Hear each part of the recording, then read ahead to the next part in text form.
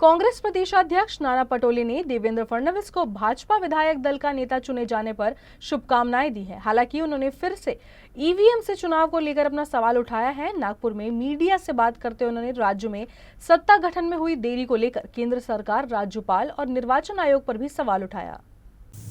ठीक है, गठनेता उनको डिसाइड किया उनके पार्टी ने, उसको हम शुभेच्छा देते हैं। लेकिन सबसे बड़ा महत्व है कि जो कल मार्कंडवाड़ी में जो जिस तरह से लोगों ने आगे आकर कि हमने जिसको वोट दिया वो वोट उस कैंडिडेट को नहीं दूसरे को गया, यही अगर किसी के मन में संशय आना, यही सबसे बड़ी लोकशाही में लोगों के वोट के अधिकार का हनन हो रहा है, ये स्पष्ट होता है।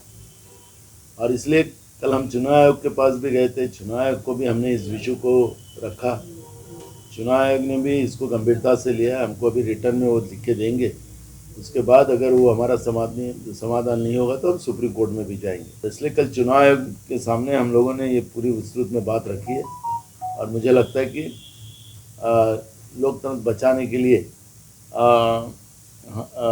चुनाव आयोग भी इसमें दखल लेगी और न्याय देंगे। आपको पता होगा कि पाकिस्तान के चुनाव आयोग ने, उसका वीडियो आपने देखा होगा शायद, मैं तो भी दिखाता हूँ। आपको देना चाहता हूँ, मुझे ऑलमोस्ट बतौर कमिश्नर रावलपिंडी इंटरिम गवर्नमेंट ने साफ शफाफ इलेक्शन करवाने के लिए तकरीबन 1.25 साल पहले लगाया था। लेकिन मैं इंतहाई अफसोस से कहता हूँ कि मैं वो इलेक्शन ठीक नहीं करवा सका और मैं अपने ओहदे से यहाँ इस्तीफा दे रहा हूँ। केंद्र सरकार हो, किसी को लेना देना नहीं, क्योंकि लोगों के वोट का उनको अब जरूरत ही रही नहीं है। ऐसी परिस्थिति जब बनी है और इसलिए आज लोकतांत्रिक व्यवस्था का जो खून दिल दहाड़े करने का काम इनके वजह से शुरू है। उससे महाराष्ट्र में भी आपने देखा होगा कि जब सरकारें नहीं बनती तो किसानों की आत्महत्या बढ़ी। कल ही 2 बच्चों ने, उनको ड्रग नहीं मिला क्योंकि ड्रग की आदतें गिरी हुई है, पैसा नहीं है और ड्रग नहीं मिला करके उस बच्चों ने आत्महत्या कर ली।